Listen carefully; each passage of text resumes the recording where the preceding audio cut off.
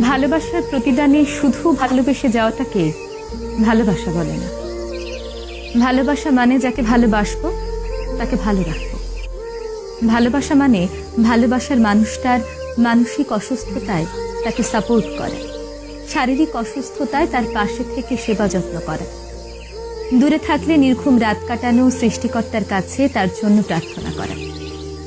ভালোবাসার প্রতিদানে ভালোবাসতে সবাই পারে, কিন্তু যাকে ভালোবাসি তার দুঃখ, কষ্ট, মানসিক অস্থিরতা এই জিনিসগুলোকে আপন করে নিতে না পারলে কিসের ভালোবাসা, কিসের টান?